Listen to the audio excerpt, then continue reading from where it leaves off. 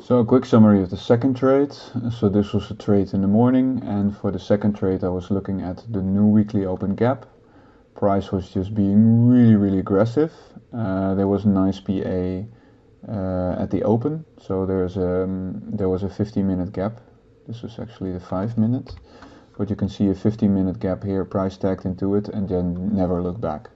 NQ was paving the way, ES was following up, and I had some levels marked. So you can see the new weekly open gap here, and there was a, if I'm not mistaken, a 4-hour level marked here as well. That's both the blue line.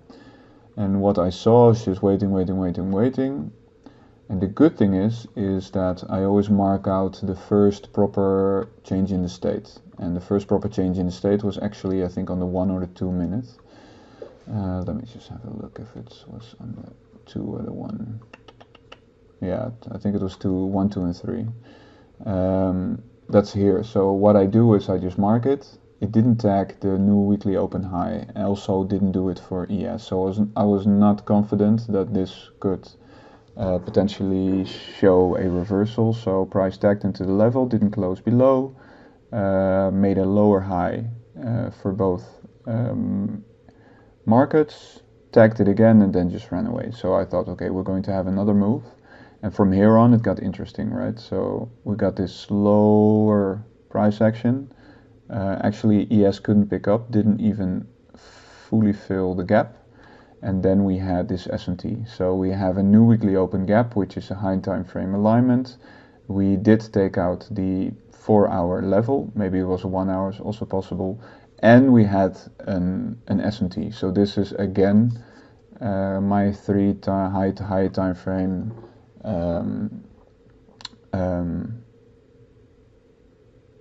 my 3 higher time frame setups. Did we just create another S&T? No, I think did I just review the same thing? I'm not sure.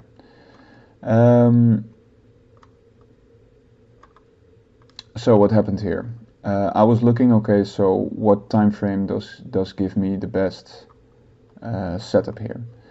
And there was a 3-minute gap and there was a 2-minute gap. So I think in hindsight it could have been more interesting to take the 3-minute gap, but I decided to take the 2-minute gap because I was looking at this and I was thinking, I think if we get action quick. So I took that 2-minute and price was just going down. This was just really interesting PA. So it tagged it once and then twice, almost 3 times, and here I was just waiting to go short because I was thinking, oh man, this is going to, if it goes, probably it goes fast. It went down, and the moment we got this close here, I opened my short like this, and I was thinking, oh, this is going to go without me. I got a bit frustrated, but in the end it perfectly tagged this level, and then it just went, and that's perfect because it just went all the way down, no chill. I took out 3 of the 8. I did again 8 contracts.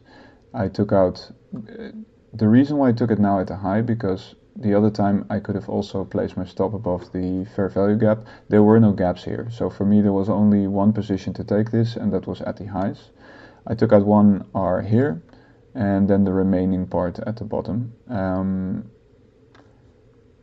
Yeah, that was just a perfect trade.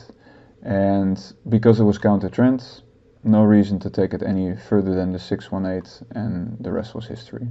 So this was just really strong trade. I actually expected that the 5-minute would give more resistance. It did over here, but that was just before the bounce up again. This was, by the way, a really good long position, but that's for another video. So here's actually the trade execution. I already recorded this a little bit earlier because I know that by tomorrow I cannot review this trade in this way anymore. So my entry was at the lower end of the gap, stop at the high.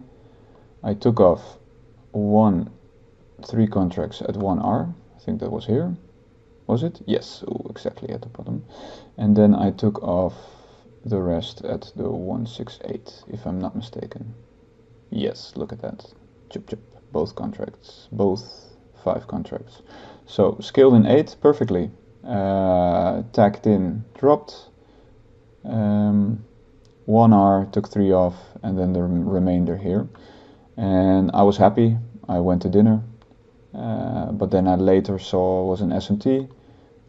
This liquidity got tagged while the SMT was showing for ES, so that was a perfect exit. So for me, the magic fibs are really key because they will actually help me to balance out a good trade, especially when it's counter trend, because the price action, everything was just going up, and you do have, if you time them correctly and if everything aligns, you do have a proper correction every time.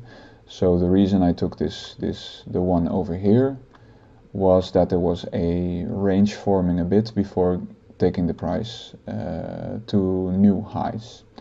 So that's why I took it here. So then it's always good to stay conservative and not be too aggressive thinking that, oh yeah, we're going to drop a crazy amount. So it aligned, maybe not the best alignment with the 2-minute gap, but overall really good price action.